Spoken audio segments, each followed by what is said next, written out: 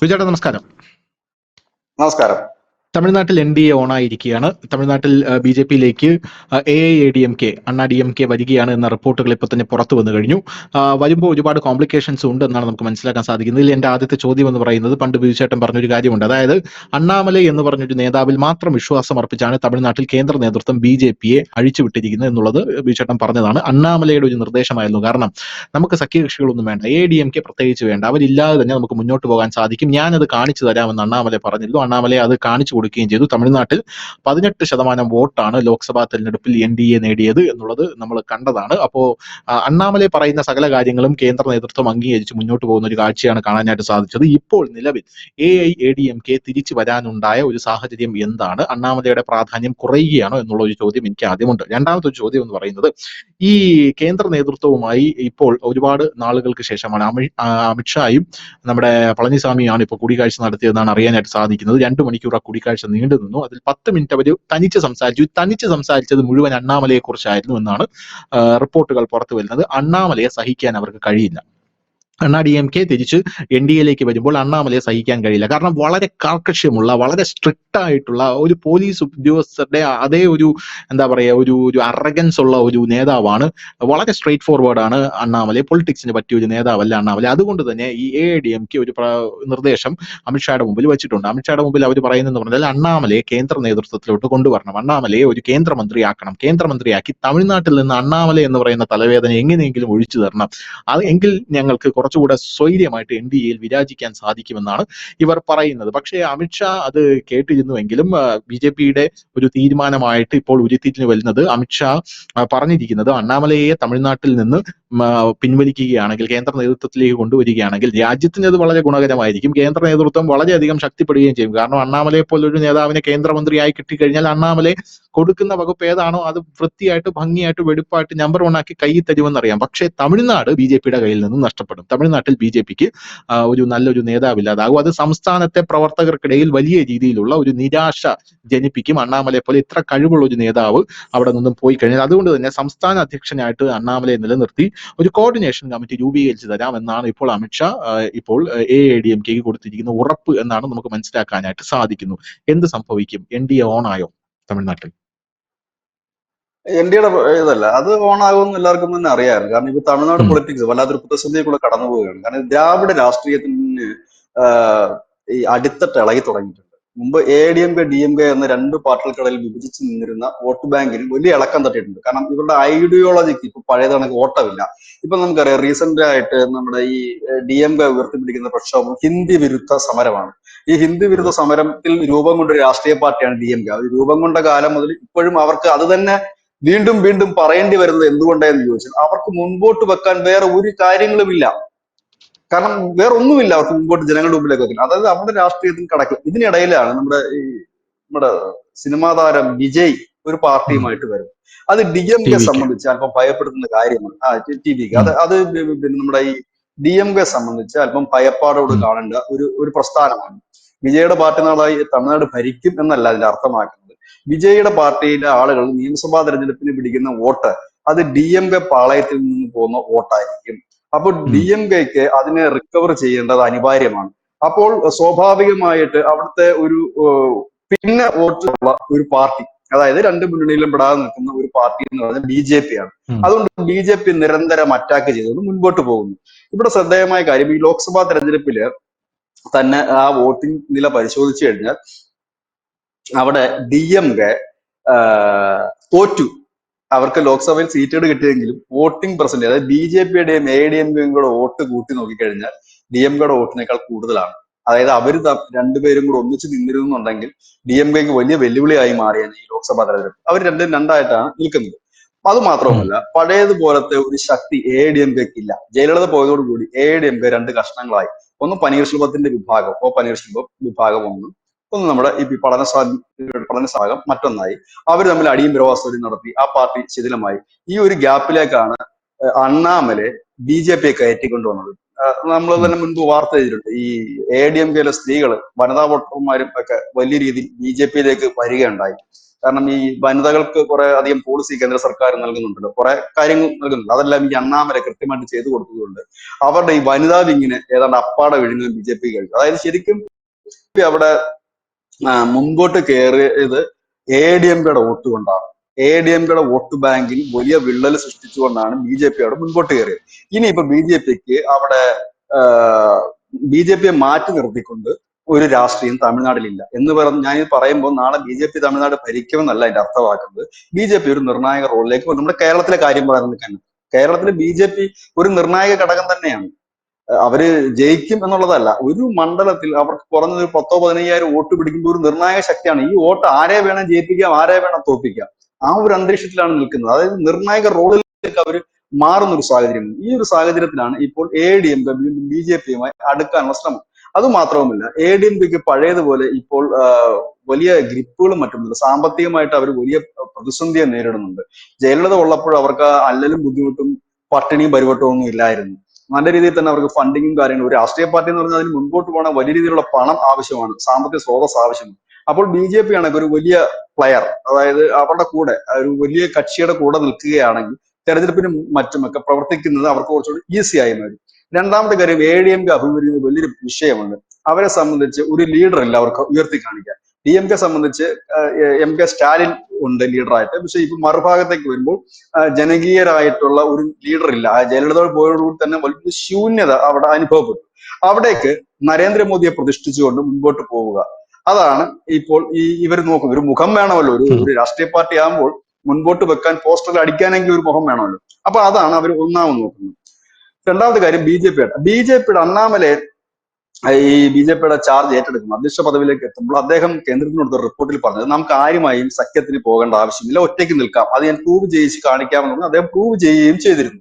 അണ്ണാമല ഈ BJPയുടെ അധ്യക്ഷ പദവി ഏറ്റെടുക്കുമ്പോൾ ഒരു സമഗ്രമായ റിപ്പോർട്ട് കേന്ദ്രത്തിന് നൽകിയിരുന്നു. അന്ന് അദ്ദേഹം പറഞ്ഞൊരു വാക്കുകളുണ്ട്, അതായത് ADMKയുടെ ഓഫീസിന് മുമ്പിൽ പോയി തലതെറിഞ്ഞ് നിൽക്കേണ്ട ആവശ്യമില്ല സീറ്റിന് വേണ്ടിയിട്ട്, പകരം അവർ നമ്മളുടെ അടുത്ത് വരട്ടെ, നമുക്ക് ഒന്നിച്ച് സീറ്റുകൾ ഷെയർ ചെയ്യാമെന്ന് അദ്ദേഹം പറഞ്ഞിരുന്ന ഒരു കാര്യമാണ്. അപ്പോൾ അതിലേക്കാണ് ഇപ്പോൾ കാര്യങ്ങൾ എത്തിയിരിക്കുന്നത്. അതിലേക്ക് എത്തിക്കാൻ അണ്ണാമലയ്ക്ക് കഴിഞ്ഞു. അതായത് അണ്ണാമലയെ റീപ്ലേസ് ചെയ്തുകൊണ്ട് ഒരിക്കലും BJP ഒരു പരീക്ഷണത്തിന് മുതിരില്ല. കാരണം അങ്ങനെ മുതിരണമായിരുന്നുണ്ടെങ്കിൽ എല്ലാവരും പറഞ്ഞതുപോലെ, ദേശീയ മാധ്യമങ്ങൾ അടക്കം റിപ്പോർട്ട് ചെയ്തിരുന്ന പോലെ 2024 ലോക്സഭാ തെരഞ്ഞെടുപ്പ് കഴിയുമ്പോൾ ഈ അണ്ണാമലയെ മാറ്റിക്കൊണ്ട് L മുരുകനെ സംസ്ഥാന അധ്യക്ഷനാക്കുകയും അണ്ണാമലയെ കേന്ദ്രത്തിലോട്ട് കൊണ്ടുപോവുകയും ചെയ്യണമായിരുന്നു. പക്ഷെ അവരത് ചെയ്തില്ല. എന്ന് മാത്രമല്ല, അണ്ണാമലയ്ക്ക് അതിൽ താല്പര്യവുമില്ലായിരുന്നു. അപ്പൊ അണ്ണാമല ഇവിടെ ലീഡിംഗ് റോളിലേക്ക് തന്നെ നിൽക്കും. അപ്പൊ ഇവിടെ എങ്ങനെയായിരിക്കും ഒരു സമവായം ഉണ്ടാക്കേണ്ടത്? കാരണം രണ്ടു കൂട്ടർക്കും അനിവാര്യമാണ്. ഒരു സമവായം ഉണ്ടാക്കാതെ അടുത്ത ഈ 2026 നിയമസഭാ തെരഞ്ഞെടുപ്പിൽ പോകാൻ കഴിയില്ല. കാരണം BJP ഒറ്റയ്ക്ക് നിന്നാലും അവർക്ക് നേട്ടം ഉണ്ടാക്കാൻ കഴിയില്ല, ADMK ഒറ്റയ്ക്ക് നിന്നാലും നേട്ടം ഉണ്ടാക്കാൻ കഴിയില്ല. ഒരുപക്ഷെ ഒന്നിച്ചു കഴിഞ്ഞാൽ അവർക്ക് ഭരിക്കാൻ കഴിയും. കാരണം ADMK അവിടുത്തെ പ്രതിപക്ഷ പാർട്ടിയാണ്. അപ്പോൾ സ്വാഭാവികമായി തന്നെ ഇപ്പോൾ ഈ BJPക്കാര് പല സംസ്ഥാനങ്ങളിലും ചെയ്യുന്ന ഒരു രീതിയുണ്ട്. അതായത് ബീഹാറിൽ അടക്കം അവർ ചെയ്യുന്ന രീതി എന്ന് പറഞ്ഞാല് അവിടുത്തെ സീനിയർ ഗ്രൂപ്പ് ഘടകകക്ഷിയാണെങ്കിൽ ബീഹാറിൽ അവർക്ക് നിതീഷ് കുമാറാണ് അവരുടെ ഘടകകക്ഷി ഉള്ളത്. നിതീഷ് കുമാറാണ് അവരുടെ ഘടകകക്ഷി. അപ്പൊ നിതീഷ് കുമാർ വളരെ സീനിയർ ആയിട്ടുള്ള ഒരു നേതാവാണ്. അപ്പൊ അവർക്ക് സംസ്ഥാന ഘടകവുമായിട്ട് നിതീഷ് കുമാറിനെ ചർച്ച ചെയ്യാൻ BJPയുടെ കേന്ദ്ര നേതൃത്വം അനുവദിക്കാറില്ല. നേരെ ഡൽഹിക്ക് വരുന്നു, അമിത്ഷായായിട്ടോ മോദിയുമായിട്ടോ അങ്ങനെയുള്ള ചർച്ചയാണ്. അപ്പൊ അവരുടെ ഓരോ സംസ്ഥാനത്തും ഈ ഘടകകക്ഷികളുടെ വലിപ്പച്ചെറുപ്പം അനുസരിച്ച് അവർ സിസ്റ്റം വ്യത്യാസപ്പെടുത്താറുണ്ട്. NDA എന്ന് പറഞ്ഞൊരു മുന്നണിയാണ്. ഇപ്പൊ ഈ നമ്മുടെ നമുക്കറിയാം, കേരളത്തിൽ പോലും BDJSന്റെ ചില പ്രധാന പ്രശ്നങ്ങളൊക്കെ അവതരിപ്പിക്കാനായിട്ട് തുഷാർ വെള്ളാപ്പള്ളി ഡൽഹിയിലും മറ്റും ഒക്കെ പോകുന്ന ഒരു കാഴ്ച നമ്മൾ കാണാറുണ്ട്. പക്ഷെ ഈ ADMK സംബന്ധിച്ച ഒരു ദേശീയ പാർട്ടിയാണ്, വലിയ പാർട്ടിയാണ്. അപ്പോൾ അതിന്റെ ലീഡേഴ്സും BJPയുടെ നേരിട്ടുള്ള, അതായത് BJPയുടെ സെൻട്രൽ ലീഡേഴ്സും തമ്മിലായിരിക്കും ഈ ചർച്ചകളും മറ്റും കൂടുതൽ നടക്കാനുള്ള സാധ്യതകൾ. കാരണം ഈ അണ്ണാമലയുമായിട്ട് ഈ പളനിസ്വാമി ഒന്നിച്ച് പോകാനുള്ള സാധ്യതകളുമില്ല, അണ്ണാമല ഒട്ട് അതിന് പോകാനുള്ള സാധ്യതയുമില്ല. അപ്പൊ ബീഹാറിൽ അവർ അങ്ങനെയാണ് ചെയ്യുന്നത്. ബീഹാറിൽ അവര് നിതീഷ് കുമാറുമായിട്ട് ബീഹാറിലെ സംസ്ഥാന ഘടകം ചർച്ച ചെയ്ത് തീരുമാനങ്ങളല്ല എടുക്കുന്നത്. അവര് നേരെ സെൻട്രൽ പോയിട്ട് അവിടെ നിന്നാണ് എടുക്കുന്നത്. അങ്ങനെ ചില സംസ്ഥാനങ്ങളിലൊക്കെ അവരൊരു നിലപാട് അത്തരത്തിലേക്ക് എടുക്കാറുണ്ട്. മുമ്പ് മഹാരാഷ്ട്രയിൽ അങ്ങനെയായിരുന്നു, ശിവസേനയുടെ നല്ല പ്രതാപകാലത്തൊക്കെ. അപ്പം ഇങ്ങനെയൊക്കെയുള്ള ഒരുപാട് കാര്യങ്ങൾ അവർ മുൻപോട്ട് കൊണ്ടുപോകാറുണ്ട്. അപ്പൊ അതേപോലെ ഒരു സിസ്റ്റം തമിഴ്നാട്ടിൽ കൊണ്ടുപോകാനാണ് സാധ്യത കൂടുതലുള്ളത്. കാരണം ADMK ഒരു വലിയ പാർട്ടിയാണ്, തമിഴ്നാട്ടിനെ സംബന്ധിച്ച് ഒരു ലീഡിംഗ് പാർട്ടിയാണ്, പ്രതിപക്ഷ പാർട്ടിയാണ്, ദേശീയ പാർട്ടിയാണ്. അപ്പോൾ സ്വാഭാവികമായിട്ട് അവർക്ക് ഡയറക്റ്റ് സംസാരിച്ച് ഇത് ചെയ്യാൻ പറ്റും. ഏതായാലും BJP ഇതെന്താണോ ഉദ്ദേശിച്ചത്, അണ്ണാമല എന്താണോ ലക്ഷ്യം വെച്ചാൽ ആ ലക്ഷ്യത്തിലേക്ക് അണ്ണാമല അടുത്തു എന്ന് തന്നെ പറയേണ്ടി വരും. ഒന്ന് വോട്ടിംഗ് ശതമാനം അദ്ദേഹത്തിന് വർദ്ധിപ്പിക്കാൻ കഴിഞ്ഞു. രണ്ടാമത് ADMKയെ പരച്ച വരയിൽ കൊണ്ടുവരാൻ കഴിഞ്ഞു. അതായത് ഒരു സഖ്യത്തിലേക്ക് എത്തിക്കാൻ കഴിഞ്ഞു. മുൻപ് ADMK വെച്ച് നീട്ടുന്ന സീറ്റുകളിലോ ഒക്കെ മത്സരിക്കേണ്ട അവസ്ഥയാണെങ്കിൽ ഇപ്പോൾ അങ്ങനെയല്ല. പിന്നെ ഇപ്പോൾ ഈ നമ്മുടെ മാധ്യമങ്ങൾ പറയുന്ന ഒരു വിഷയം ഇതിൽ ഈ ഭാഷാ പ്രശ്നമാണ്. DMKയും ADMKയും ഒരുപോലെ ഹിന്ദിക്കെതിരാണല്ലോ, പക്ഷെ അണ്ണാമല അങ്ങനെയല്ലോ പറയുന്നത്, ത്രിഭാഷ വേണമെന്നാണല്ലോ പറയുന്നത്. അപ്പൊ എന്തായിരിക്കും പ്രശ്നം എന്നുള്ളതാണ്. അണ്ണാമല വളരെ ക്ലിയർ ആയിട്ട് തന്നെ പറഞ്ഞിട്ടുണ്ട്, അത് തമിഴ്നാട്ടിലെ ജനങ്ങൾക്ക് മനസ്സിലാകും. അണ്ണാമല പറഞ്ഞ കാര്യങ്ങൾ നമ്മുടെ കുട്ടികളുടെ ഭാവിയാണ് നോക്കേണ്ടത്. അവർക്ക് കൂടുതൽ ഭാഷ പഠിച്ചാൽ അവരുടെ കുട്ടികളുടെ ഫ്യൂച്ചർ ഉണ്ടാകും, മുൻപോട്ട് പോകാൻ കഴിയും. നിങ്ങൾ നോക്കൂ, ഈ സ്റ്റാലിന്റെ ആയാലും ADMKയുടെയും DMKയുടെ ഒക്കെ നേതാക്കളുടെ മക്കളൊക്കെ എവിടെയാണ് പഠിക്കുന്നത്? അവർ വേറെ ഭാഷകൾ പഠിച്ചിട്ടില്ല മുമ്പോട്ട് പോയത്. പിന്നെ ഇത് അടിച്ചേൽപ്പിക്കും, നിങ്ങൾക്ക് വേണമെങ്കിൽ നിങ്ങൾ പഠിക്കുക, ഇല്ല നിങ്ങൾ പഠിക്കണ്ട എന്ന് പറയുന്നത് അഭ്യസ്തവിദ്യരായിട്ടുള്ള തമിഴർക്കിടയിൽ അതൊരു വലിയ ചലനം തന്നെ സൃഷ്ടിച്ചിട്ടുണ്ട്. തമിഴ്നാട്ടിൽ തന്നെ അനവധി സെൻട്രൽ സ്കൂളുകൾ പ്രവർത്തിക്കുന്നുണ്ട്, അനവധി CBSE സ്കൂളുകൾ പ്രവർത്തിക്കുന്നു. എന്തിനേറെ പറയുന്നു, ഈ ഹിന്ദിക്കെതിരെ രംഗത്തുനിന്ന് വിജയുടെ സ്കൂളിൽ പോലും ഹിന്ദി പഠിപ്പിക്കുന്നുണ്ട്. കാരണം ഇപ്പോ ഞാൻ എന്റെ കുട്ടിയെ നോക്കുന്നത് എന്റെ കുട്ടിക്ക് എത്ര ലാംഗ്വേജ് പഠിക്കാൻ കഴിയും, എന്തൊക്കെ കാര്യങ്ങൾ പഠിക്കാൻ കഴിയും എന്നുള്ള സ്കൂളുകളാണ് നമ്മൾ കൊണ്ട് ചേർക്കാൻ ഉദ്ദേശിക്കുന്നത്. അതല്ലാതെ മലയാളം മാത്രം പഠിച്ചാൽ മതി എന്ന് വെച്ച് കഴിഞ്ഞാൽ ആ കുട്ടിക്ക് മുമ്പോട്ട് അധികം പോകാൻ കഴിയും. അതൊരു സത്യമാണ്. ഞാൻ മലയാളത്തെ സ്നേഹിക്കുന്നു എന്ന് കരുതിയിട്ട് മലയാളം മാത്രം പഠിച്ചുകൊണ്ട് ഇംഗ്ലീഷ് പഠിക്കാൻ എനിക്ക് വേറൊരിടത്ത് പോകാൻ മതി. ഹിന്ദി അറിയാതെ എനിക്ക് നോയിഡയിലുള്ള പിന്നെ പിന്നെ ഏതെങ്കിലും ഒരു വമ്പൻ കമ്പനിയിൽ, ആപ്പിളിന്റെ ഒരു കമ്പനിയിൽ എനിക്ക് ജോലി കിട്ടണം. നോയിഡയിൽ ഞാൻ ഈ മലയാളം പറഞ്ഞുകൊണ്ട് പോകാൻ പറ്റുമോ എനിക്ക്? നോയിഡയിലൊക്കെ എത്രയോ മലയാളികൾ വർക്ക് ചെയ്യുന്നുണ്ട്. ഗുജറാത്തിലെ ലക്ഷക്കണക്കിന് മലയാളികൾ പ്രവർത്തിക്കുന്നില്ലേ, തമിഴന്മാര് പ്രവർത്തിക്കുന്നില്ലേ? അവരൊന്നും ഹിന്ദി അറിയില്ല, ഹിന്ദി പഠിക്കാത്തവരാണ് എന്നുണ്ടെങ്കിൽ അവർക്ക് ബുദ്ധിമുട്ടല്ലേ? ഗൾഫ് രാജ്യങ്ങൾ ഹിന്ദി അല്ലേ കൂടുതൽ ഉപയോഗിക്കുന്നത്? അപ്പൊ എല്ലായിടത്തും ഉണ്ട്. അപ്പം അത് ബാലിശമാണ് എന്ന് തമിഴ്നാട്ടിലെ വലിയ വിഭാഗത്തിന് അറിയാം.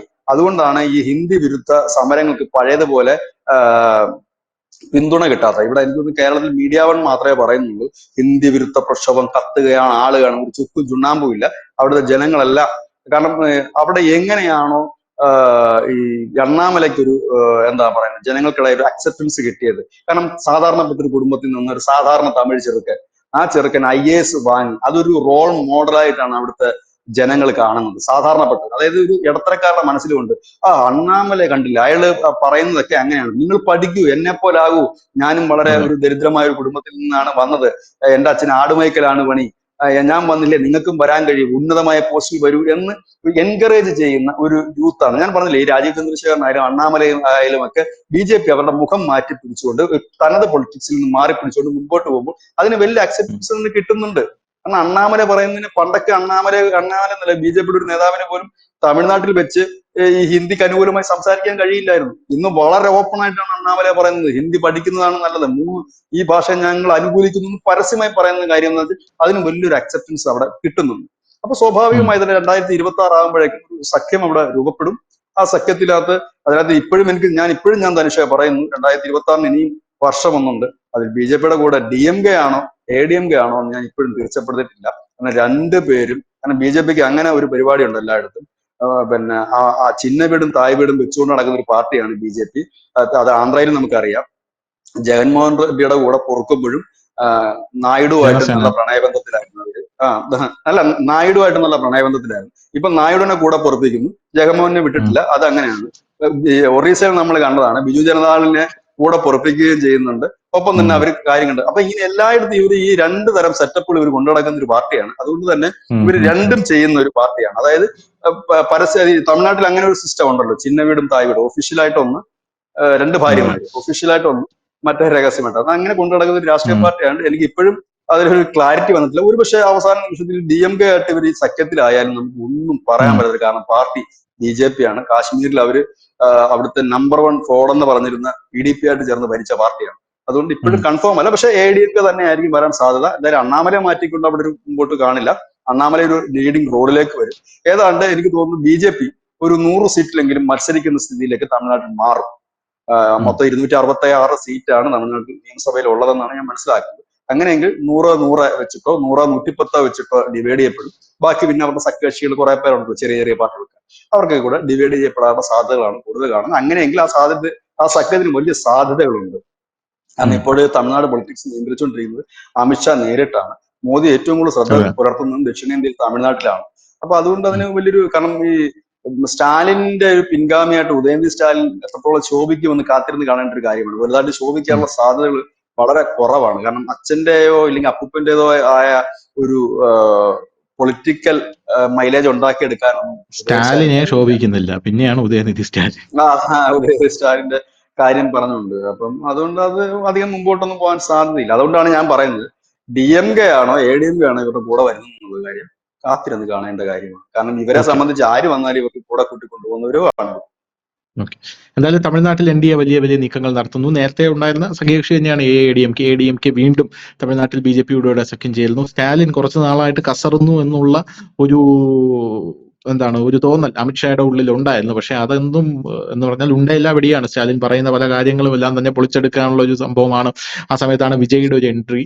വിജയും AIADMK-യുമായിട്ട് ഒരുമിച്ച് നിൽക്കുമോ എന്നുള്ള അഭ്യൂഹങ്ങളും നേരത്തെ ഉണ്ടായിരുന്നു. അങ്ങനെയാണെങ്കിൽ വിജയ്ക്ക് വലിയ നേട്ടം ഉണ്ടാകുമെന്ന് പറയും. കാരണം ഇപ്പുറത്ത് AIADMK-ആണ്. പക്ഷെ വിജയ്ക്ക് AIADMK-യുമായി എങ്ങനെ ചേർന്ന് പോകാൻ സാധിക്കും എന്നുള്ളത് പല ആൾക്കാരും ആ സമയം ചോദിച്ചിരുന്നു. കാരണം വിജയ് ഏറ്റവും കൂടുതൽ എതിർത്തിരുന്നതും ജയലളിതയാണ്. ആ ജയലളിതയുടെ പാർട്ടിയുമായിട്ട് വിജയ്ക്ക് എങ്ങനെ ചേർന്ന് നിൽക്കാൻ പറ്റും എന്നുള്ള ചോദ്യമുണ്ട്. വീണ്ടും AIADMK NDA-യിലേക്ക് തന്നെ തിരിച്ചെത്തുന്ന ഒരു സാഹചര്യമുണ്ട്. വലിയ അത്ഭുതങ്ങൾ അപ്പോൾ നമുക്ക് തമിഴ്നാട്ടിൽ അടുത്ത തെരഞ്ഞെടുപ്പിൽ ഉണ്ടാക്കാൻ അല്ലെങ്കിൽ കാണാൻ സാധിക്കും എന്നുള്ള പ്രതീക്ഷയിലാണ് ഇപ്പോൾ തമിഴ്നാട്ടിലെ NDA. താങ്ക് യു ചേട്ടാ.